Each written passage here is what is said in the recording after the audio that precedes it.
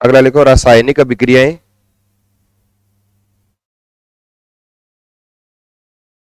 रासायनिक अभिक्रियाएं व रासायनिक समीकरण।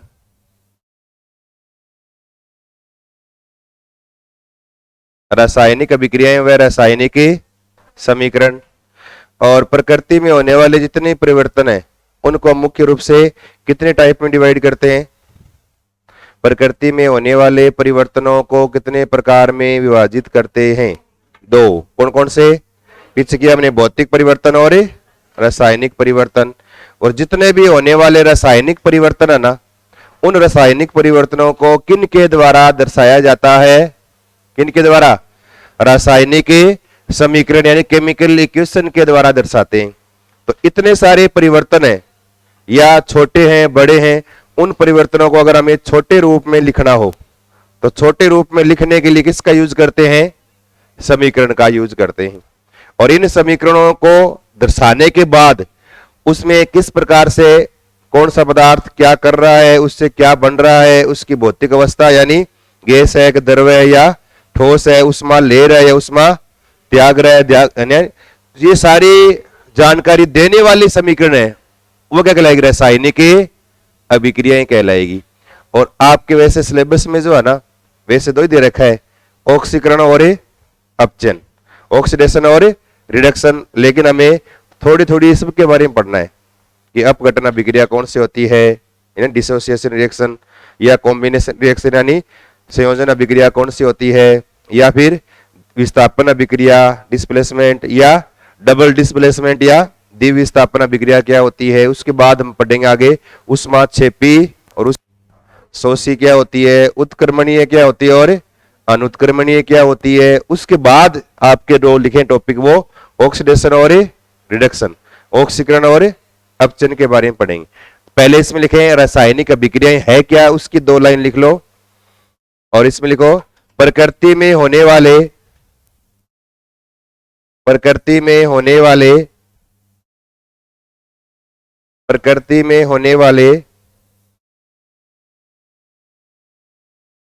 रासायनिक परिवर्तनों को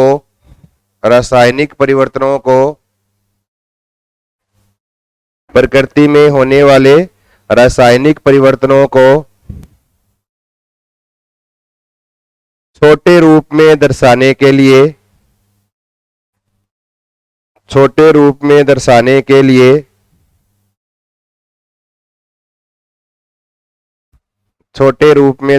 लिए रासायनिक समीकरण का उपयोग किया जाता है।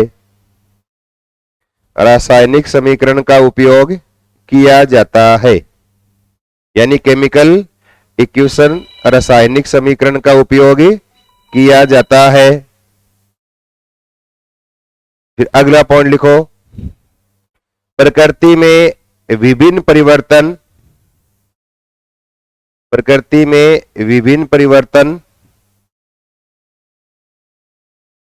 भिन्न भिन्न प्रकार के होते हैं। विभिन्न परिवर्तन भिन्न भिन्न प्रकार के होते हैं। इन्हें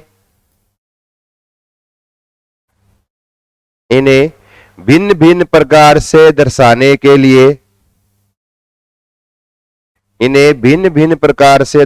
के लिए रासायनिक अभिक्रियाएं काम में ली जाती हैं।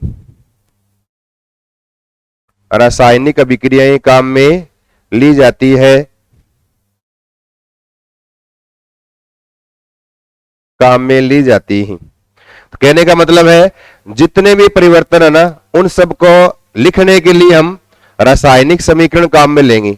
अब ये समीकरण अलग अलग प्रकार की हो सकती है किसी परिवर्तन में समीकरण में और कुछ लिखेंगे, किसी परिवर्तन में समीकरण में कुछ और लिखेंगे। तो उन सबको लिखें, वो किस में आएगा? सारा रासायनिक अभिक्रियाओं में। और उसके आधार पर हम अभिक्रियाओं के अलग अलग क्या पढ़ेंगे? प्रकार पढ़ेंगे। अब देखो रासायनिक समीकरण में इस प्रकार से हम बाईं तरफ लिखते हैं कुछ यूं, इस साइड में बाईं तरफ यहां आप कुछ लिखोगे जैसे H2 + O2, इससे क्या बन गया? H2O बन गया मान लो। इसका मतलब इधर H2 और O2 लिखा आपने, और फिर इधर आप एरो लगाओगे। ऐसे लगाने के बाद इधर क्या लिखेंगे? फिर लिख दिया AB या H2O लिख दिया। तो जो बाईं तरफ लिखे जाते हैं ना, ये इनको क्या बोलते हैं? क्रियाकारक या रिएक्टेंट, या क्या बोलते हैं? अभिकारक। क्या कहते हैं इनको? अभिकारक या क्रियाकारक या रिएक्टेंट कहलाते हैं। और दाईं तरफ लिखे जाने वाले इनको क्या बोलते हैं? उत्पाद या इनको प्रोडक्ट कहा जाता है। और क्रियाकारक में इन सब के अंदर इनकी भौतिक अवस्था भी साथ में लिखी जाती है। जैसे लिखोगे ना आप H2 तो नीचे लगा दोगे ऐसे जी लगा दो। जी का मतलब क्या है? गैस लगा देंगे। L लिख देंगे ऐसे, इसका मतलब लिक्विड यानी द्रव्य है। S लगा देंगे, इसका मतलब सॉलिड यानी क्या है? ठोस है, दिया गया रिएक्टेंट। और इधर लगा देंगे प्रोडक्ट के आगे भी जी, गैस, द्रव्य या ठोस, S लगा देंगे। तो इनकी भौतिक अवस्था भी दर्शाई जाती है। और ये जो एरो लग रहा है ना, ये बाएं से दाएं तरफ लगा रहे हैं, इसका मतलब आप क्या कहना चाह रहे हो कि इन दोनों के बीच अभिक्रिया होने के बाद क्या बन रहा है? ए और बी का निर्माण हो रहा है। यानी इनके अंदर क्या हो रहा है? रासायनिक परिवर्तन यानी केमिकल चेंज हो रहा है, इसके दौरान ये बनाए।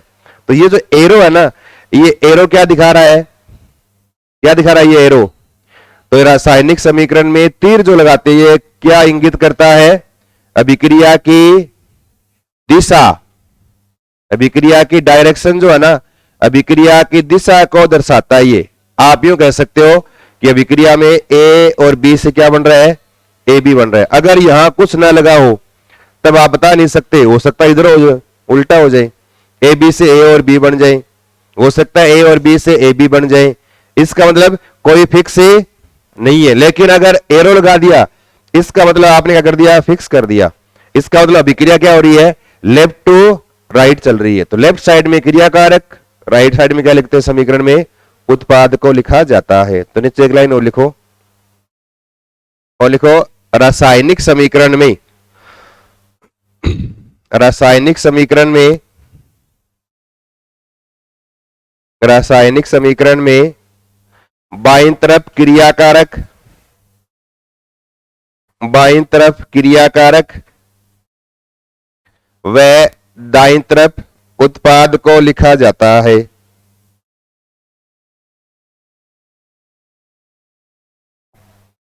बाईं तरफ उत्पाद को लिखा जाता है।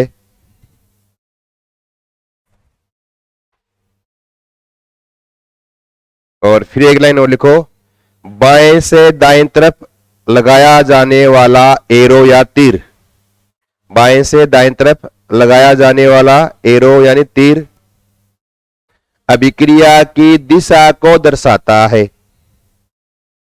अभिक्रिया की दिशा को दर्शाता है, यानी डायरेक्शन ऑफ रिएक्शन, अभिक्रिया की दिशा को दर्शाता है। और फिर नीचे है ना, आप ये लिख लो, इधर क्रियाकारक और इससे आगे इधर क्या बन रहे हैं? उत्पाद का निर्माण हो रहा है।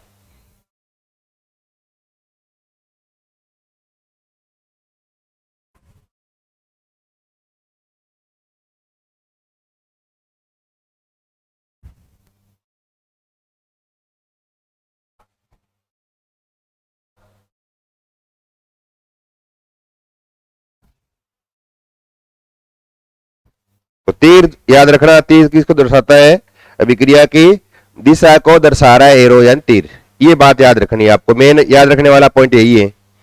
अब जैसे यू लिख दिया H2 प्लस जैसे O2, इधर क्या लिख दिया आपने?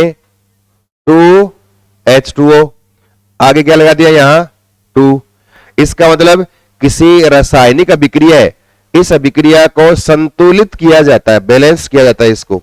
और बैलेंस या संतुलित करने के लिए आगे यहां संख्या लिखते हैं, ताकि दोनों तरफ जो है, बाईं और दाईं तरफ, क्रियाकारक और उत्पाद दोनों तरफ, क्योंकि द्रव्यमान संरक्षण का नियम क्या है कि द्रव्यमान या मास को न तो आप नष्ट कर सकते हैं और नया बना सकते हैं, लेकिन उसको चेंज कर सकते हैं एक रूप से दूसरे रूप में। जैसे द्रव्यमान से ऊर्जा में परिवर्तन हो गया, लेकिन इसको नष्ट करना संभव नहीं है और नया बनाना संभव नहीं। तो जितना द्रव्यमान इधर होगा ना, उतना इधर होना चाहिए।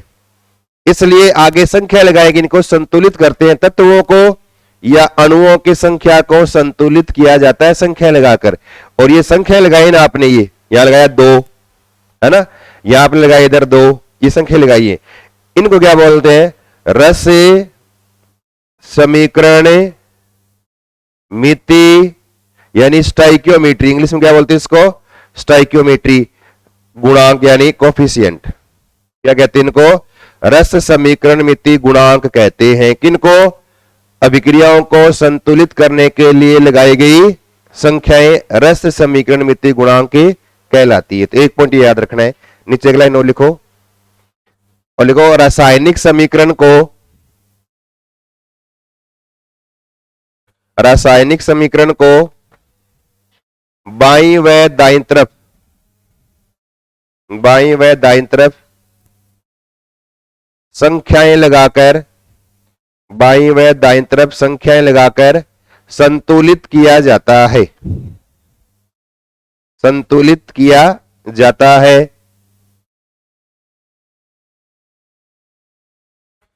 इन संख्याओं को रस समीकरण मिति गुणांक यानी स्टाइकियोमेट्री कोफिशिएंट, इन संख्याओं को रस समीकरण मिति गुणांक या कह दें स्टाइकियोमेट्री कोफिशिएंट कहा जाता है, कहा जाता है। और फिर एक पॉइंट और लिखो, द्रव्यमान संरक्षण के नियम के अनुसार, लॉ ऑफ मास कंजर्वेशन, द्रव्यमान संरक्षण के नियम के अनुसार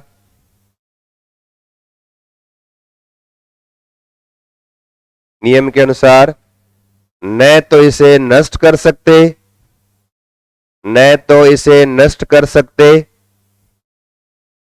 और न ही नया उत्पन्न कर सकते, और न ही नया उत्पन्न कर सकते।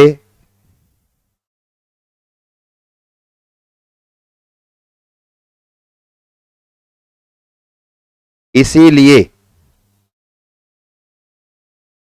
इसीलिए रासायनिक समीकरण में बाईं व दाईं तरफ, इसीलिए रासायनिक समीकरण में बाईं व दाईं तरफ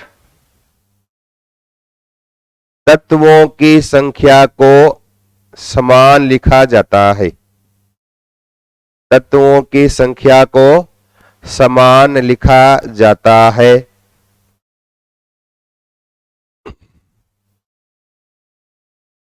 तत्वों की संख्या को समान लिखा जाता है।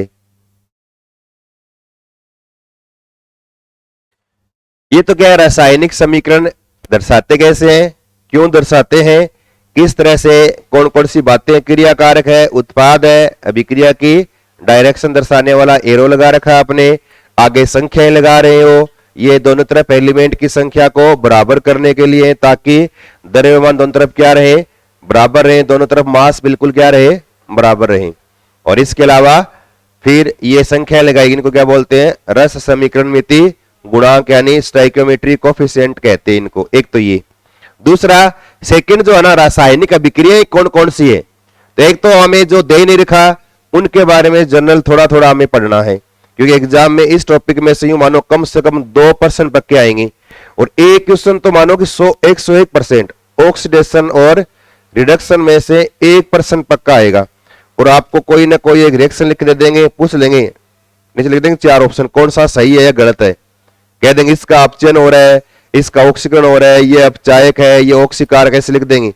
तब उसको पहचानने का एक छोटा सा तरीका है जो आपको याद रखना है, उससे आप कोई भी ऑक्सीडेशन रिडक्शन वाली रिएक्शन को पहचान सकते हो। अगर पुरानी वाली अवधारणा काम में लोगे ना कि ऑक्सीजन का जुड़ना ऑक्सीकरण है, हाइड्रोजन का जुड़ना अपचयन, उससे निकालोगे तो आपसे नहीं होगा।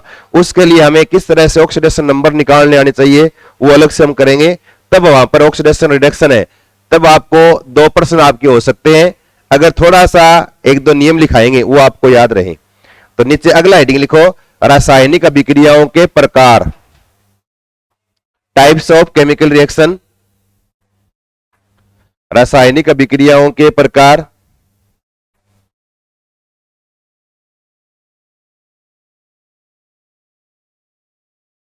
रासायनिक अभिक्रियाओं के प्रकार। और वैसे केमिस्ट्री की बात करें ना, तो केमिस्ट्री के अंदर रासायनिक अभिक्रियाओं को 4 प्रकार में बांटते हैं वैसे। योगात्मक अभिक्रिया, प्रतिस्थापन अभिक्रिया, विलोपन अभिक्रिया और रीअरेंजमेंट यानी पुनर्विन्यास अभिक्रिया। वैसे 4 प्रकार होते हैं ये, तो अपने ये 4 प्रकार नहीं है। अपने अभिक्रियाओं में किससे क्या बन रहा है, टूट रहा है या जुड़ रहा है, उन सब के आधार पर रासायनिक अभिक्रियाओं के हम प्रकार करेंगे। अपने को ऑर्गेनिक केमिस्ट्री वाले प्रकार नहीं लिखने यहां, ठीक है ना। अब लिखो फर्स्ट, पहला, नंबर 1 पहला, और पहला लिखो संयोजन अभिक्रिया, कॉम्बिनेशन रिएक्शन। अब देखो हर अभिक्रिया को पहचानने का एक तरीका है। आप इनके एग्जाम्पल रट के कभी भी प्रश्न सही नहीं कर सकते। एग्जाम्पल कितने याद करोगे, पर एग्जाम्पल जो आप याद करोगे ना वो एग्जाम में नहीं आएगा। एग्जाम्पल उसको करने का तरीका अगर आता है ना आपको, तो एग्जाम्पल कुछ भी लिखा हुआ आ जाए आप इजीली कर सकते हो। तो संयोजन मतलब होता क्या है, जुड़ना। तो इसमें एक ही पॉइंट याद रखना है कि 2 या 2 से अधिक तत्व जुड़ेंगे, जुड़ने के बाद आगे उत्पाद बनेगा ना, वो क्या बनेगा, एक ही बनेगा। उसके साथ में अन्य छोटे पदार्थ कोई बाहर नहीं निकलेगा, सबका क्या हो जाएगा, योग हो जाएगा। जुड़ने के बाद एक ही बनेगा। कि जैसे यूं लिख दिया आपने, इस तरह से भी लिखा ना आपने, H2 प्लस O2, और इससे क्या बन गया 2H2O। तो आगे क्या बना है, जल एक ही बना है। जल के अलावा प्लस लगा के आगे और कुछ न बने, एक ही उत्पाद बने, एक एकल उत्पाद बने। 2 या 2 से अधिक तत्व मिलकर एक ही उत्पाद का निर्माण करें। जिन अभिक्रियाओं में आगे चाहे इधर कुछ लिखा हो, आगे अगर प्रोडक्ट एक ही बन रहा है ना, इसका मतलब रिएक्शन कौन सी है, वो संयोजन अभिक्रिया। पहचानना याद रखना आपको। अब कोई भी रिएक्शन लिख दे आगे, यहां H2 प्लस I2 क्या बन गया 2HI। यहां भी क्या बन रहा है, एक ही तो बन रहा है। अब कह दो 2 है, तो प्रकार एक ही है, मतलब जल है, सारे जल के अणु कितने हो चाहिए, HI है, सारे अणु HI के 2 मोल बन गए, मतलब सारे HI है। इसी प्रकार से लिख दिया जैसे N2 प्लस 3H2 और क्या लिख दिया 2NH3, इस तरह से। तो 2 या 2 से अधिक तत्व जुड़कर एक ही क्या बनाए, उत्पाद बने। तो आगे उत्पाद एक ही बनता दिखे ना, वो रिएक्शन कौन सी होगी, संयोजन। हर रिएक्शन को पहचानने का अलग अलग प्रकार है, तो एक दूसरे के अंदर मिक्स नहीं होगी, ध्यान रखना ये। तो अगर एक उत्पाद बने ना, इसका मतलब रिएक्शन कौन सी है, वो संयोजन अभिक्रिया। तो एक लाइन लिख लो इसमें, 2 या 2 से अधिक, 2 या 2 से अधिक तत्व मिलकर, 2 या 2 से अधिक तत्व मिलकर एक ही उत्पाद का निर्माण करें। एक ही उत्पाद का निर्माण करें तो इसे संयोजन अभिक्रिया कहा जाता है। तो इसे संयोजन अभिक्रिया कहा जाता है।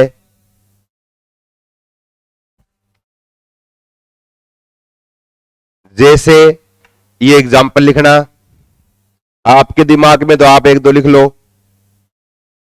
इतना हमारा दिमाग तो काम करेगा नहीं, कर दो क्यों।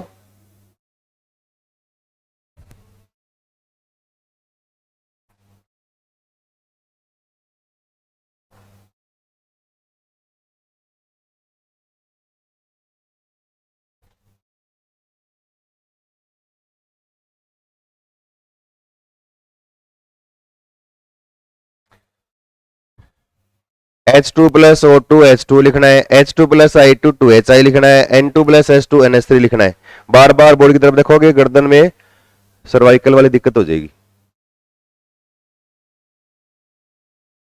2 नंबर दूसरा, वियोजन अभिक्रिया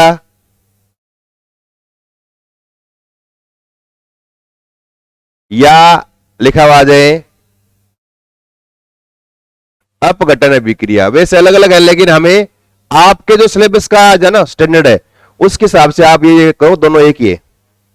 डिसोसिएशन रिएक्शन या वियोजन अभिक्रिया या अपघटन अभिक्रिया। और वियोजन या अपघटन का मतलब संयोजन अभिक्रिया की विपरीत अभिक्रिया क्या होती है? वियोजन।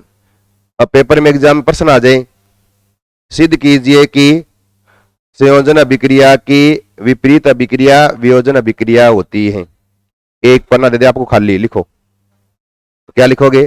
पढ़ा 10वीं क्लास में? 10वीं क्लास में हर बार बोर्ड एग्जाम में यह प्रश्न जरूर आता है, संयोजन व वियोजन अभिक्रिया एक दूसरे के विपरीत अभिक्रिया है, समझाइए। आपको समझाना है। इसका मतलब ये याद कर लिया ना, इनको उल्टा लिखना, बस उल्टा करके। इसका अर्थ क्या हो गया? कोई एक यौगिक टूटकर दो या दो से अधिक तत्वों का निर्माण करें, या दो या दो से अधिक पदार्थों का निर्माण करें। अब देखो यहां तो दो या दो से अधिक जुड़कर एक बनाया, यहां एक अकेला टूटेगा, दो या दो से अधिक बनाएगा। इनको उल्टा करके लिखना है। और इसके अंदर ये रिएक्शन जो है ना, ये सबसे यूनिवर्सल रिएक्शन है। वियोजन या अपघटन अभिक्रिया में ये बहुत बार आता है। ये इस तरह से क्या है? ये क्या है? कैल्शियम कार्बोनेट और CaCO3 और चूने का पत्थर और संगमरमर लिखाए बच्चे मैंने आपको, कंपाउंड्स के नाम वहां लिखाए, इसके 2-3 नाम लिखाए आपको। तो चूने का पत्थर, चौक, चूने का पत्थर बोलते हैं या चौक भी बोलते हैं, या संगमरमर भी कहते हैं, या कैल्शियम कार्बोनेट, या आपकी तरह जैसे आप बोल रहे हो CaCO3 भी कहते हैं, है ना। टूटे तो ऐसे बन जाए यूं, CaO प्लस CO2। इसका मतलब एक अकेला पदार्थ टूटा, दो या दो से अधिक नए पदार्थों का निर्माण करे, टूटकर अलग अलग भागों में बंट जाए। इसको कौन सी बोलते हैं? वियोजन अभिक्रिया या अपघटन अभिक्रिया। या फिर ये आता है इसी तरह, ये क्या है? ये जिंक कार्बोनेट, सेम ऐसे बनेगा, ZnO zinc oxide plus CO2 निकल जाएगा बाहर। तो CO2 उत्पादन के तरीके भी है ये कि चूना पत्थर है, उसको अगर आप गर्म करो तो उससे कौन सी गैस बनती है? CO2 गैस का क्या होता है? उत्पादन होता है। तो ये कौन सी अभिक्रिया है? सारी वियोजन अभिक्रिया, अपघटन अभिक्रिया, याद रखना ये। तो ये तो गर्म करने पर होता है, टूटता है ऐसे। जो अपघटन अभिक्रिया है ना, उसको आप कैसे तोड़ रहे हो उसके आधार पे आप अलग अलग नाम दे सकते हो। कि जैसे गर्म करके तोड़ा तो बोल देंगे तापीय अपघटन, थर्मल तापीय अपघटन। ये कौन सी है? तापीय, डेल्टा लगा दे, इसका मतलब क्या है? ताप, गर्म कर रहे हो आप, तो तापीय अभिक्रिया यानी तापीय अपघटन। हो सकता है सूर्य का प्रकाश गिरे उससे टूटे, उसको बोलते हैं प्रकाशिक अपघटन। क्या बोलेंगे? प्रकाशिक अपघटन। या लाइट पास करो, लाइट से टूटे, उसको बोलेंगे विद्युत अपघटन। जैसे नमक है, नमक का जल, उसमें आपने लाइट लगाई तो NaCl टूटेगा, Na प्लस और Cl माइनस में टूट गया, वो है तो अपघटन। NaCl का दो आयनों में टूटना, Na प्लस और Cl माइनस में, है तो वो वियोजन यानी अपघटन अभिक्रिया है। लेकिन कौन सा है वो? विद्युतीय अपघटन, इलेक्ट्रिक या इलेक्ट्रोलिसिस बोलते हैं इसको। तो विद्युतीय अपघटन यानी लाइट से टूटा है। तो अलग अलग प्रकार हो सकते हो, आप अलग अलग इसके प्रकार कर सकते हो। तो नीचे एक लाइन और लिखो, इसमें वियोजन अभिक्रिया या अपघटन अभिक्रिया, इसका उल्टा लिख लो। पहला पॉइंट लिखो संयोजन अभिक्रिया की विपरीत अभिक्रिया। पहला लिखो संयोजन अभिक्रिया की विपरीत अभिक्रिया, संयोजन अभिक्रिया की विपरीत अभिक्रिया। दूसरा पॉइंट, ऊपर जो पॉइंट लिखा उसको उल्टा करके लिखो।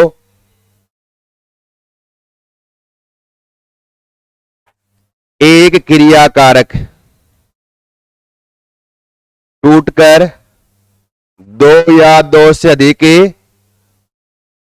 क्रियाफल या उत्पाद का निर्माण करें। एक क्रियाकारक टूटकर दो या दो से अधिक उत्पाद का निर्माण करें।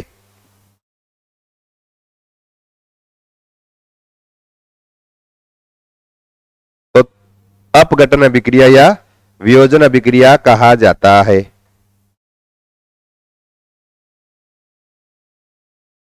जैसे लिखो, जैसे ये नहीं लिखना एक बार, जैसे फिर लिखो नीचे नंबर 1, पहला नंबर 1, गर्म करने पर टूटना। पहला लिखो, गर्म करने पर टूटना, गर्म करने पर टूटना। और आगे लिख लो, ब्रैकेट में लिख लो, तापीय अपघटन। आगे लिखो ब्रैकेट में, तापीय अपघटन। फिर लिख लो दोनों रिएक्शन ये तापीय अपघटन में।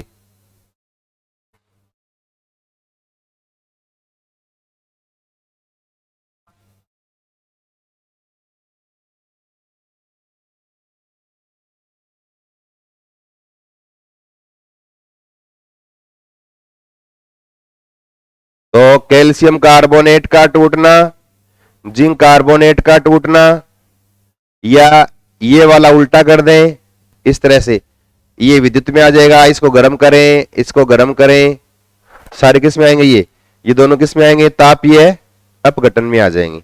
तो ऐसे लिखा मिल जाए ना, ऐसे गर्म का निशान और उल्टी लिख दी रिएक्शन, इसका मतलब कौन सा हो गया, वो तापीय अपघटन हो गया ये। फिर लिखो दूसरा 2 नंबर, और 2 नंबर में लिखो विद्युत धारा की सहायता से अपघटन। विद्युत धारा की सहायता से अपघटन, विद्युत धारा की सहायता से अपघटन। और आगे लिख लो ब्रैकेट में, विद्युत अपघटन।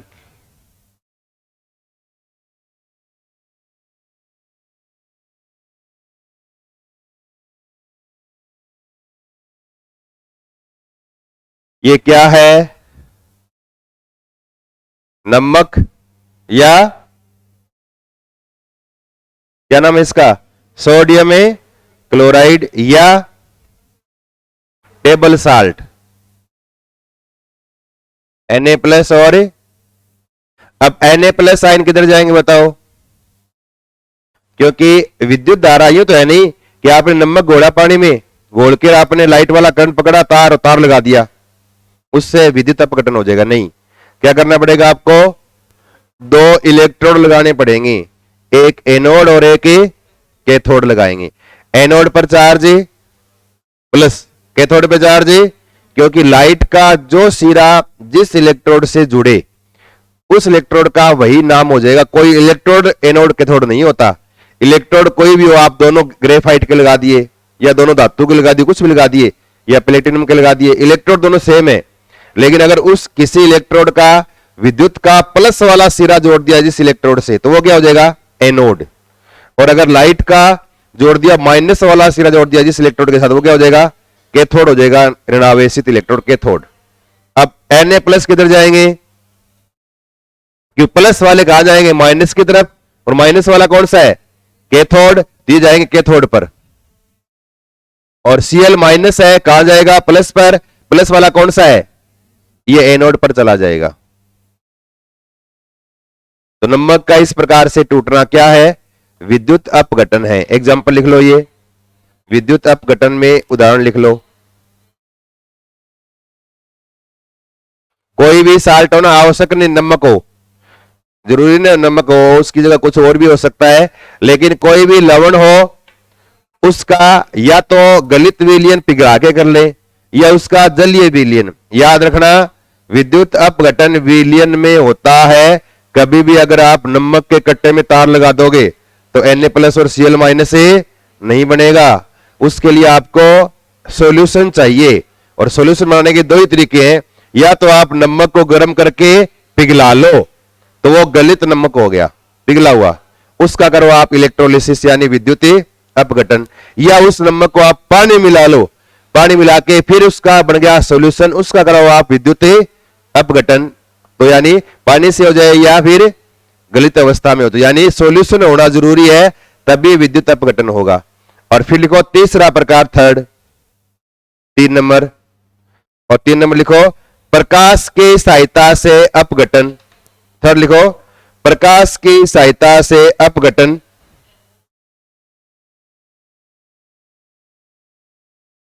प्रकाश की सहायता से अपघटन, और आगे लिखो ब्रैकेट में प्रकाशिक अपघटन, आगे लिखो ब्रैकेट में प्रकाशिक अपघटन, और इसमें एक लाइन लिखो प्रकाश या फोटोन डालने पर, प्रकाश या फोटोन डालने पर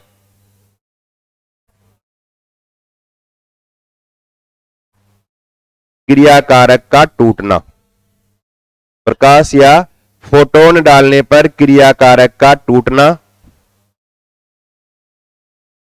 जैसे हमने पीछे लिखा है ना ओजोन मंडल वाले में कि ओजोन गैस है ना, और इसके ऊपर यूवी रेज अल्ट्रावायलेट विकिरणें गिरे, प्रकाश ऐसे लिख देना एच न्यू, इसका मतलब क्या है लाइट यानी फोटोन गिरा है, लाइट विद्युत। ये प्रकाश जो होता है ना वो हमेशा किस रूप में होता है, बोलते हैं कि ऊर्जा क्वांटीकृत होती है, ऊर्जा जो होती है ना वो क्वांटीकृत यानी क्वांटम के रूप में होती है। तो प्रकाश की प्रकृति कणीय भी होती है, और प्रकाश का जो पार्टिकल होता है उसको क्या बोलते हैं फोटोन। उसकी एक निश्चित एनर्जी है, एनर्जी का एक पैकेट है, वो आगे गिरा ऊपर, अगर वो सफिशिएंट एनर्जी का है जितनी इसको तोड़ने के लिए चाहिए तब तो ये ले लेगा, अगर कम है वापस फेंक देगा, नहीं मेरे काम का नहीं है, ज्यादा है तब भी नहीं लेगा, खराब हो जाऊंगा, तो क्या लेगा वही लेगा जो इसके बराबर की हो, इसको तोड़ने के लिए आवश्यक हो। तो बहुत सारे गिरेंगे फोटोन, जो काम का उसको अवशोषित कर लेगा, ये लेके क्या करेगा इस प्रकार से क्या बना देगा ये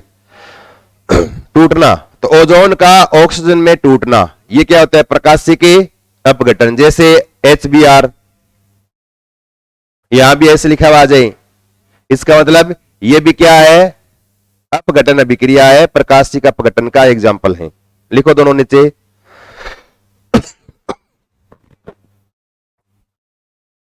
वियोजन या अपघटन में हमने अलग अलग 3 प्रकार लिख लिए है, तो वही परिभाषा सबकी सेम है, एक क्रियाकारक से 2 या 2 से अधिक उत्पाद बने। अब ये उत्पाद बन रहे हैं तब आप तोड़ने के लिए क्या चीज काम में ले रहे हो, टेम्परेचर ले रहे हो तो ताप या अपघटन, अगर आप विद्युत ले रहे हो तो विद्युत अपघटन, और अगर आपने प्रकाश लिया तो प्रकाशिक अपघटन कहलाएगा। ये 3 अलग अलग आपको अपघटन के प्रकार याद रखने हैं। फिर लिखो तीसरी रिएक्शन थर्ड, पहली कौन सी थी संयोजन अभिक्रिया, दूसरी वियोजन, फिर लिखो तीसरी 3 नंबर लिख लिया 3 नंबर। अब इसमें बताओ क्या लिखोगे,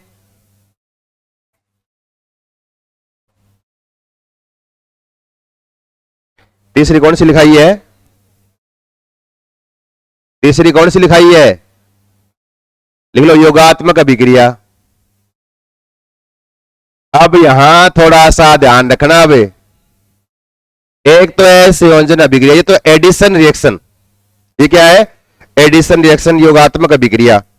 एक आपने किया है संयोजन अभिक्रिया C+O2CO2, H2 plus O2 H2O, H2 plus Br2 HBr, H2 plus Cl2 HCl, मतलब जुड़ने वाले एलिमेंट जुड़ रहे हैं। लेकिन अगर यहां पर जुड़ने के दौरान कार्बनिक यौगिक आ जाए, जैसे ही लिख दिया देखो ये क्या है बताओ,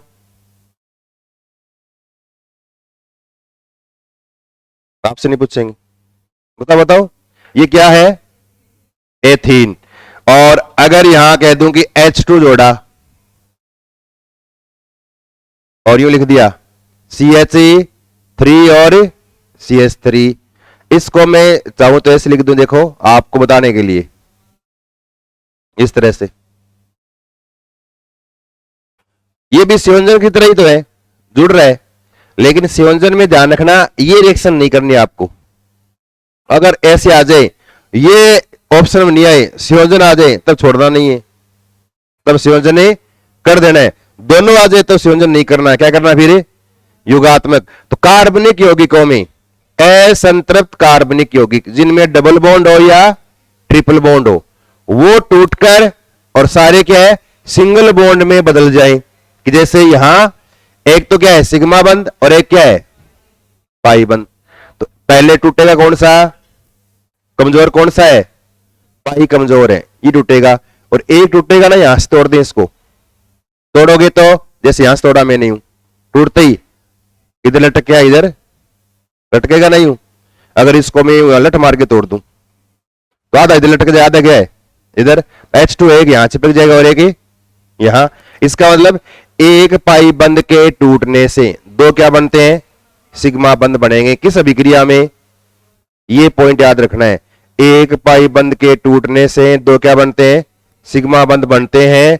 और इसके दौरान कार्बनिक यौगिक पर योग होने से असंतृप्त से क्या बन जाएगा, संतृप्त कार्बनिक यौगिक का निर्माण हो जाए। एल्किल लिख दो, जैसे ये क्या है, छोटे छोटे हैं जो आपको आते हैं वही है, क्या ये, दो कार्बन के लिए एथ, ट्रिपल बॉन्ड के लिए आइन क्या है, एथाइन, एल्काइन है ये। यहां कितने पाई बंद है बताओ, मल्टीपल बॉन्ड हो, जहां पर एक डंडे के अलावा दो तीन ऐसे डंडे हो लगे हो, मतलब एक बंद, दो बंद हो या तीन बंद हो। अगर सिंगल बॉन्ड हो ना, याद रखो बंद चाहे कितने लगे हो, सिग्मा बंद हमेशा क्या होता है, एक। सिंगल बॉन्ड हो चाहे डबल चाहे ट्रिपल कितने ही हो, सिग्मा बंद हमेशा क्या रहेगा, एक। सिग्मा बॉन्ड एक रहेगा, शेष क्या होंगे, पाई। अगर एक बंद है तो इसका मतलब सिग्मा एक, पाई पाई नहीं है, जीरो। अगर दो बॉन्ड हो तो एक सिग्मा और एक, और तीन बंद हो तो एक सिग्मा और दो पाई।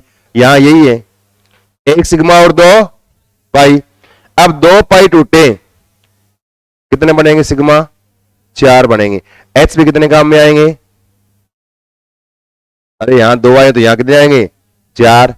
कितने करूं, दो, टूटा यूं, और यहां पर जुड़ा, जुड़ते क्या हो गया, वापस ऐसे बनेगा ये CH3, और दूसरा CH3 एथेन बन गया। दो एच यहां लग गए, दो यहां लग गए।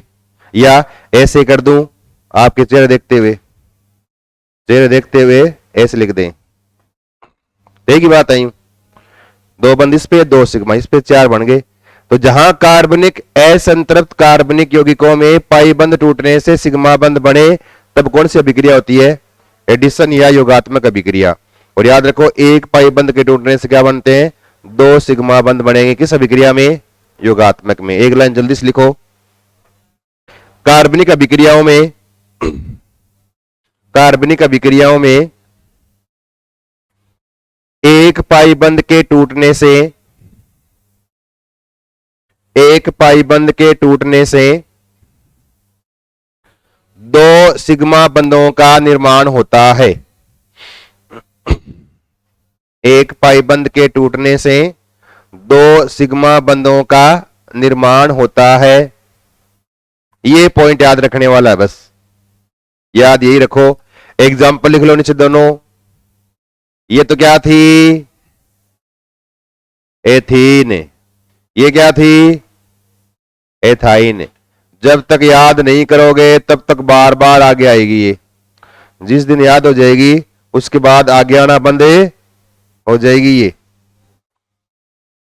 10वीं क्लास से देख रहे हो ना, 9वीं क्लास 10वीं क्लास से, वहां याद नहीं की तो 11वीं में आ गया, 11वीं नहीं की 12वीं में आ गई, 12वीं नहीं की तो 13वीं में आ गई, 14वीं में आ गई, है ना, 15वीं में आ गई। फिर आपने MSc की तो 16वीं में और 17वीं में आ गई।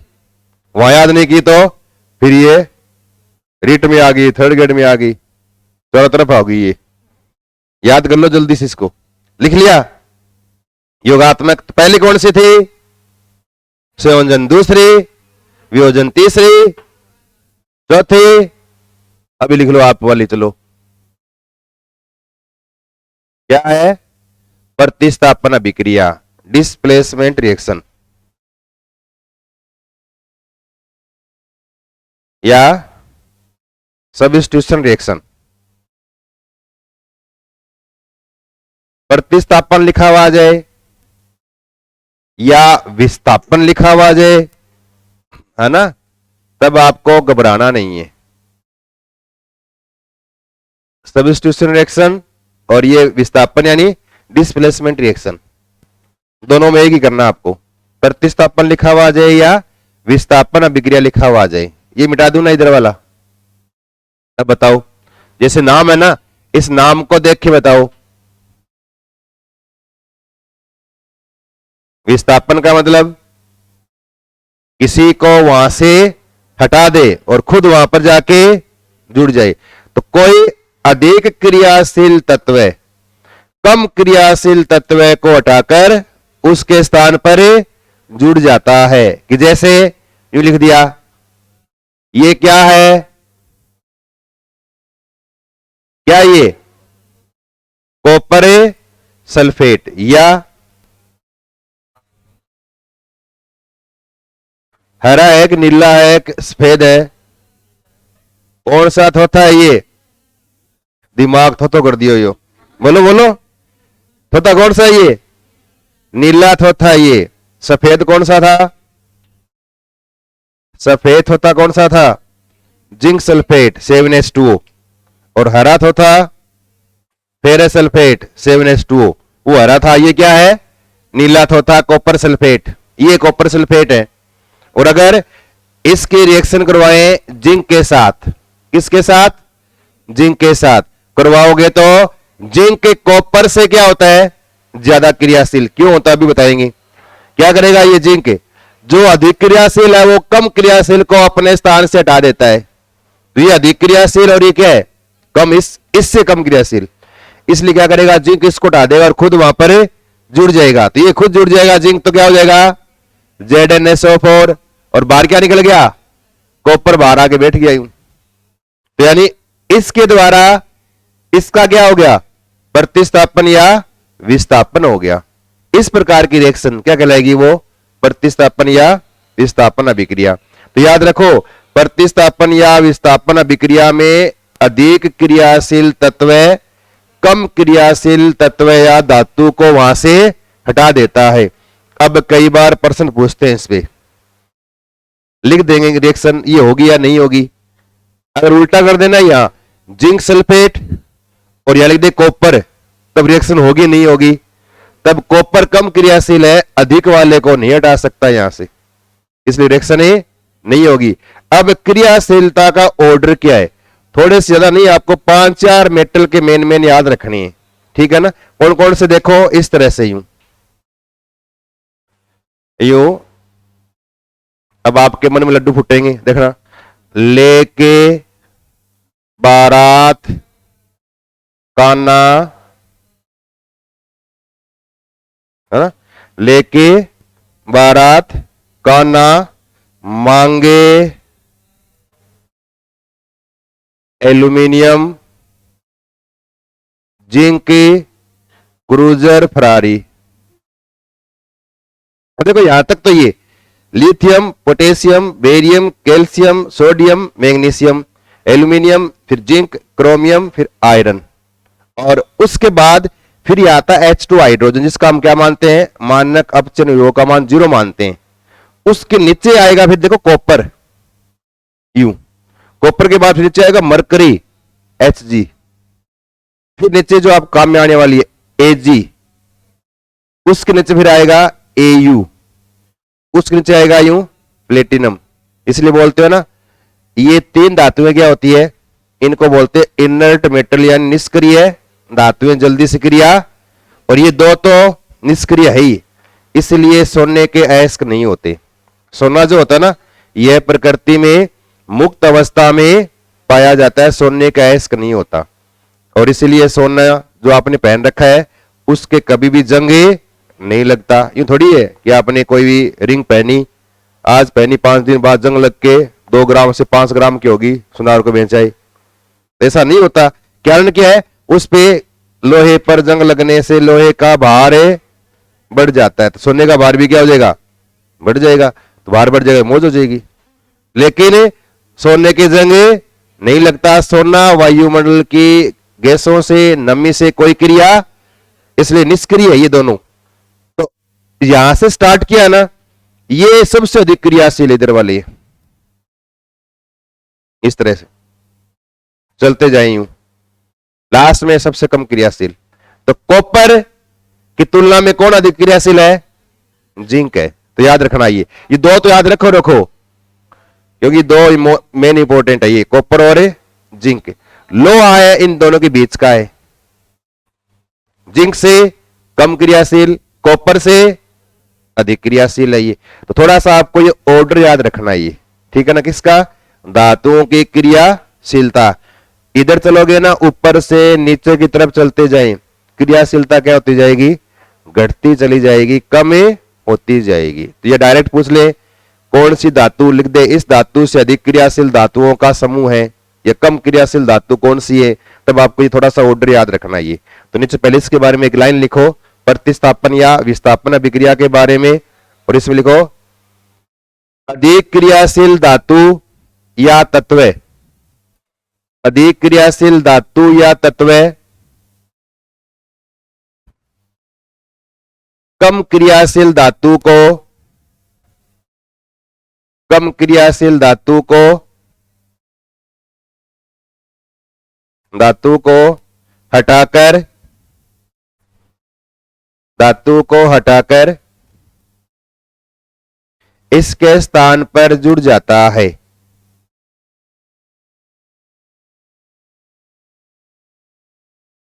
इसके स्थान पर जुड़ जाता है। फिर लिखना नीचे ये रिएक्शन लिखना,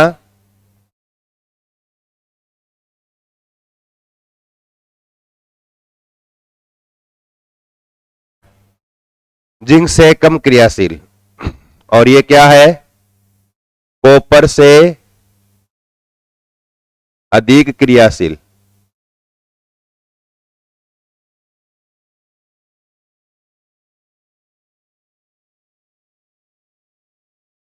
और फिर क्रियाशीलता क्रम लिख लो ये,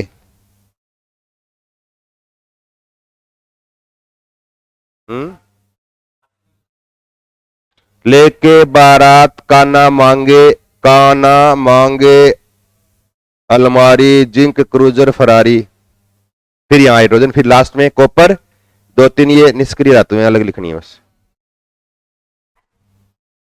लेके बारात काना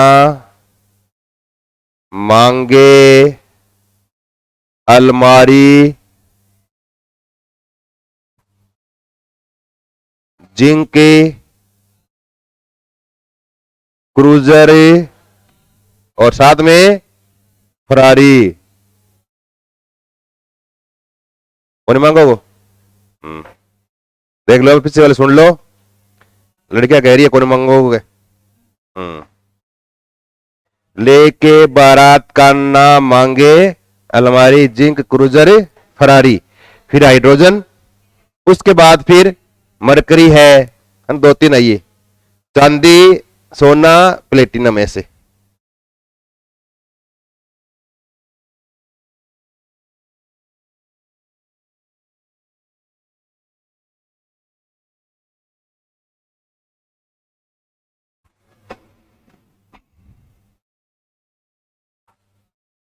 ये धातुओं की क्रियाशीलता का क्रम लिखना। रिएक्टिविटी इधर चलोगे ना क्या होगी, डिक्रीज। क्रियाशीलता क्या हो रही है, ऊपर से नीचे क्या हो रही है, डिक्रीज हो रही है, कम हो रही है। ऊपर से नीचे क्रियाशीलता घट रही है।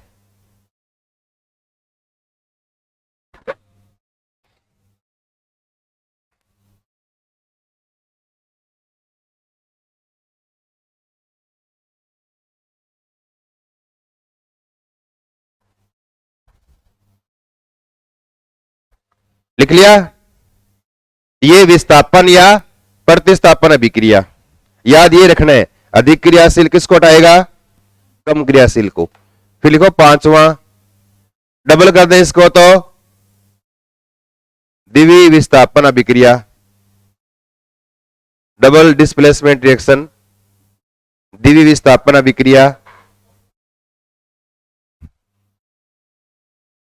ये पहचानने का सबसे आसान तरीका, सबसे आसान अभिक्रिया ये, केवल याद क्या रखना है, इस अभिक्रिया में आयनों का आदान प्रदान हो जाता है। किसका, आयनों का आपस में क्या हो जाएगा, आदान प्रदान हो जाता है।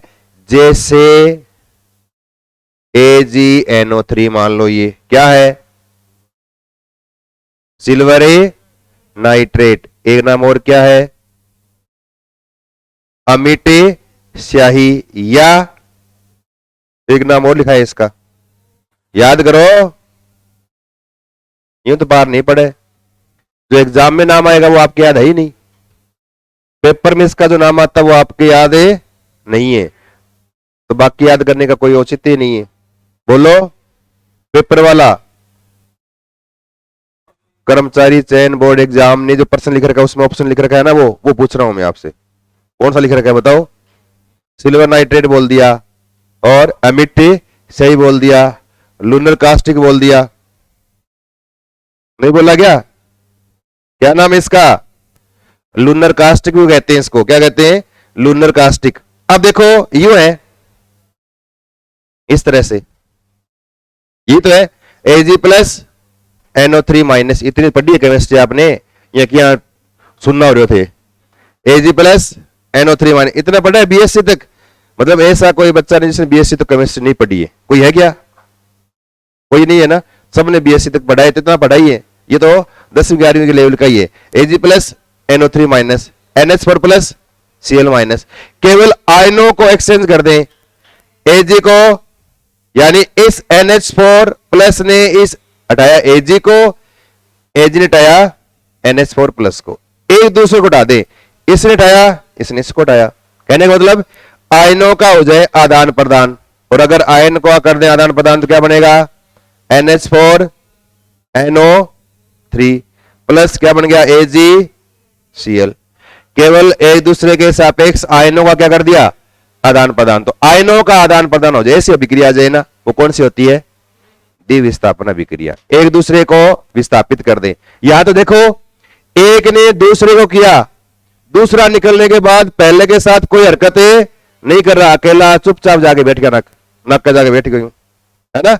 इसका मतलब एक अकेला एक ही मजबूत है, ये ज्यादा मजबूत है, इसने हटा दिया। लेकिन यहां देखो, इसने इसको हटाया, हटते ही ये जाके उसकी जगह बैठ गया। अब बताओ, तो इसका मतलब एक दूसरे के साथ हटा रहे हैं, या आयनों का क्या कर रहे हैं? आदान प्रदान हो रहा है। वो कौन सी है? द्विविस्थापन। एक लाइन लिख लो, आयनों का आदान प्रदान होता है, आयनों का आदान प्रदान होता है, आयनों का आदान प्रदान होता है। फिर एग्जांपल लिख लो, ये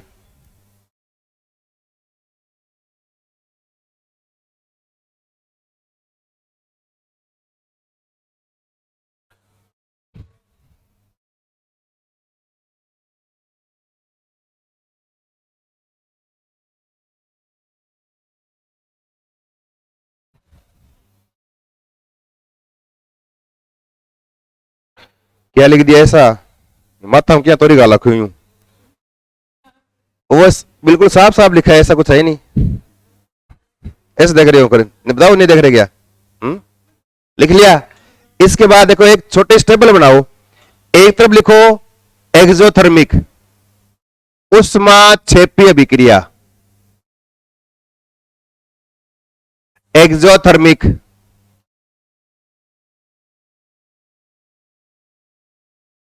और एक तरफ लिखो उष्माशोषी एंडोथर्मिक।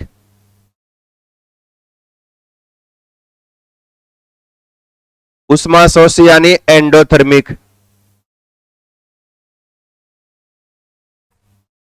उष्माक्षेपी और एक उष्माशोषी।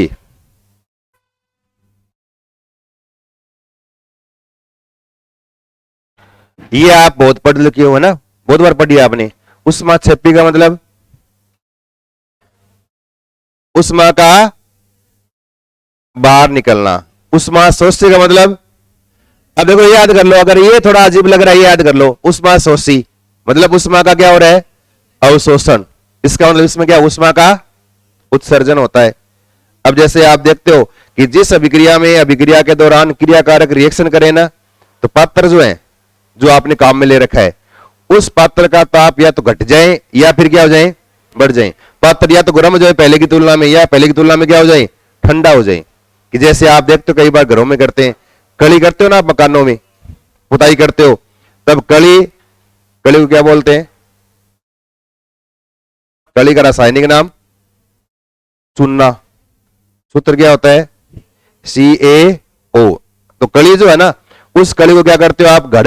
घड़ा लिया, घड़े में डाला और पानी डाला, भिगोते हो आप, और भिगोने के बाद घड़ा पहले की तुलना में क्या हो जाएगा? ठंडा या गर्म? गर्मा गर्म, मतलब गर्म हो जाएगा बहुत तेज। और फिर इसका मतलब कली जल में घुले ना, यूं ये कली है, और अगर ये जल में घुले तो ये जल है, H2 या HOH लिख दूं मैं। ये घुला, घुलने के बाद क्या बन गया? Ca, एक OH, एक OH और एक OH। कितने OH हो गए? कौन सी अभिक्रिया ये? संयोजन अभिक्रिया। कौन सी है? वैसे संयोजन अभिक्रिया है उस हिसाब से। और वैसे अब देखो पहचानने का तरीका बताएंगे, ऊष्माक्षेपी में क्या लिखा हुआ है क्या नहीं लिखा हुआ है। अब देखो वैसे ऊष्माक्षेपी कैसे है वो, तो इस अभिक्रिया के दौरान क्या बन गया? कैल्शियम हाइड्रोक्साइड, क्या बोलते हैं? कैल्शियम हाइड्रोक्साइड या बुझा हुआ चूना या चूने का पानी। चूने का पानी तो है, पानी मिलाने के बाद चूने का पानी, बुझा हुआ चूना, चूना बुझ गया पानी डालने पर, या ये कैल्शियम हाइड्रोक्साइड, ये चूने का दूध या कलर का सॉल्यूशन है। इसकी सहायता से आप पुताई करते हो, तो उस दौरान यहां पर पूरा घड़ा क्या हो गया? गर्म हो गया। इसका मतलब इस रिएक्शन के दौरान क्या निकली बाहर? उष्मा निकली, और उस उष्मा निकलने से पूरा सॉल्यूशन गर्म हो गया, घड़ा भी क्या हो गया? गर्म। तो कौन सी अभिक्रिया है वो? ऊष्माक्षेपी अभिक्रिया है। या उष्मा शोषी में आप देखते हो कई बार घरों में, जैसे जल में चीनी घोलो आप करके, घर पे जाए देखना करके, एक गिलास लेना, उसमें नॉर्मल पानी लेना, टेप वाटर या जो भी है, नल का जल या घड़े का जल जो भी लो, थोड़ा सा हल्का सा लेके, और उसमें थोड़ा सा डालो आप चीनी डालो, फिर घोलो। घोलने के बाद थोड़ा सा नोट करो, वह पानी पहले की तुलना में थोड़ा क्या हो जाएगा? ठंडा हो जाएगा। इसका मतलब चीनी अगर जल में घुलेगी तो चीनी को जल में घुलने के लिए उष्मा चाहिए, तभी घुलेगी वो। आप देखते हो कई बार शिकंजी बनाते हो, तब आप कहते हो कि बर्फ मत डालना, चीनी नहीं घुलेगी, तो आप है ना बर्फ डाल के नींबू डाल लेते हो, उसके बाद चीनी को अलग पानी में घोलते हो, अलग पानी में घोलने के बाद फिर मिलाते हो। क्यों? कारण क्या है? अगर आप बर्फ पहले मिला दोगे ना, तो जल का टेम्परेचर क्या हो गया? कम हो गया। इसमें उष्मा का मान बहुत ही कम बचा अब, और वह उष्मा उस चीनी को घुलने के लिए चाहिए ना, उस उष्मा से क्या है? कम है, तो उतनी मिल नहीं पाएगी, नहीं मिलेगी, चीनी जल के अंदर है, घुलेगी नहीं। इसका मतलब जल में चीनी का घुलना कौन सी अभिक्रिया है? उष्मा शोषी। यानी जिस रिएक्शन के दौरान उष्मा का अवशोषण और पात्र पहले की तुलना में क्या हो जाए? ठंडा हो जाए, वो उष्मा शोषी है। या नोसादर या अमोनियम क्लोराइड है, उसको पानी में घोलो, पहले की तुलना पानी बिल्कुल क्या हो जाएगा? ठंडा महसूस होगा आपको, तो वो कौन सी है? उष्मा शोषी अभिक्रिया। तो उष्मा शोषी में उष्मा का अवशोषण, क्षेपी में उष्मा बाहर निकले। अब देखो पहचानो कैसे, कैसे लिख दी रिएक्शन बताओ, उष्मा शोषी या उष्मा क्षेपी। तो आप ऑप्शन पे उंगली लगा देखना, गर्म है या ठंडा है, यानी हाँ नीचे वाले को लगा लेंगे ऐसे। इसका मतलब ये तो यहां तक तो ये तरीका चलेगा, यहां तक तो आपको ये मालूम हुआ कि ठंडा है या गर्म है। अगर गर्म दिखा तो उष्मा क्षेपी, ठंडा है तो उष्मा शोषी। अगर आपको फिर भी गर्म लग रहा है, मान लो उष्मा शोषी है, तो आप एक जानवर को बुला के साहब हाथ लगा देखिए सर ठंडो है गर्म, मन तो गर्म महसूस हो गए। तो एक तो क्या है, देख के पता लगाएं, यानी प्रैक्टिकली इसको ऑब्जर्व करें, एक तो ये। या फिर थ्योरेटिकल कोई रिएक्शन लिख दी, उसको पहचानने का तरीका क्या? देखो रिएक्शन लिखी हुई आएगी ना ऐसे, कोई भी रिएक्शन नहीं, A + B, इससे जैसे बन गया यहां प्रोडक्ट, कुछ भी लिखा हुआ आ जाए। आगे यहां लिखा हुआ आएगा +A उष्मा, मतलब दोनों रिएक्शन के ये बना, प्लस उष्मा मतलब उष्मा बाहर निकली, कुछ उष्मा का उत्पादन हुआ है, प्लस मतलब उत्पादन हुआ है। या अगर ये लिखा हुआ नहीं आए ना, हो सकता है यहां प्लस लगा के कुछ मान लिखा हुआ आ जाए, कि यहां लिख देंगे 440 किलो कैलोरी, ये 440 किलो जूल पर मोल, कुछ लिख दें यहां, तो यहां वैल्यू लिखी हुई आ जाएगी। अगर वैल्यू लिखी हुई नहीं आए ना, तो अगर यहां प्लस माइनस कुछ नहीं आए, तब यहां लिखा होगा ऐसे डेल्टा H, पहले भी देखा आपने इसको, है ना, एंथैल्पी। डेल्टा H मतलब एंथैल्पी में परिवर्तन, यानी अभिक्रिया के एंथैल्पी होती है अभिक्रिया के दौरान कुल उष्मा में होने वाला परिवर्तन, कुछ लेगा और कुछ निकालेगा, सब उस करने के बाद लास्ट में कितना घाटा हुआ या फायदा हुआ उष्मा का, वो क्या है? एंथैल्पी परिवर्तन। अब एंथैल्पी परिवर्तन लिख के ऐसे डेल्टा H लिख के और यहां लिख दे माइनस लगा के, कुछ मान लिख दे यहां माइनस लगा के, माइनस 440 किलो जूल पर मोल, माइनस इतना किलो जूल या किलो कैलोरी पर मोल। यहां डेल्टा एच लिख के आगे माइनस लगा के मान लिख दे। तो याद रखना, आगे लिखाएंगे आपको, ऊष्माक्षेपी अभिक्रियाओं के लिए एंथैल्पी परिवर्तन का मान ऋणात्मक होता है, नेगेटिव में लिखते हैं। ऋणात्मक मतलब गणित वाला नहीं है, ऋणात्मक मतलब क्या है, ऊष्मा का क्या हो रहा है, उत्सर्जन ग्राफ बनाते हैं इसे, उस दौरान डेल्टा एच का मान क्या आता है, नेगेटिव में आ जाता है। ये तो मेथ वाला नेगेटिव नहीं है, इसका मतलब क्या है, ऊष्मा बाहर निकल रही है। तो डेल्टा एच का मान ऊष्माक्षेपी के लिए क्या आएगा, ऋणात्मक। यहां में नेगेटिव मान लिखा हुआ मिलेगा। और ऊष्मा शोषी हो ना, तब यहां पर या तो यहां लिखा हो माइनस, माइनस ऊष्मा मतलब ऊष्मा की हानि होगी, हानि मतलब ऊष्मा चली गई आपके पास थी, वो ले ली इसने अभिक्रिया ने, या फिर यहां लिख देंगे प्लस लगा देंगे, प्लस ऊष्मा, ए प्लस बी प्लस ऊष्मा, इसको ऊष्मा दी, तब क्या बना, सी बना। एक ही बात है, इधर माइनस लगा दो, हटा के माइनस को इधर प्लस में कर दो, एक ही बात है। या प्लस ऊष्मा, या हटाओगे तो इधर माइनस ऊष्मा। और डेल्टा एच का मान क्या आएगा, यहां प्लस आ जाएगा, ऊष्मा शोषी में धनात्मक है, इसे प्लस लिखा हुआ आएगा। तो याद रखने 2 पॉइंट, ऊष्माक्षेपी अभिक्रिया के लिए एंथैल्पी परिवर्तन का मान नेगेटिव, और ऊष्मा शोषी के लिए एंथैल्पी परिवर्तन का मान क्या आता है, पॉजिटिव। इन दोनों में अंतर करेंगे, इन केमिकल अंतर लिखने हैं और इनको पहचानने का तरीका लिखना है। 1-2 रिएक्शन लिखेंगे, ठीक है ना, कल करेंगे इसको।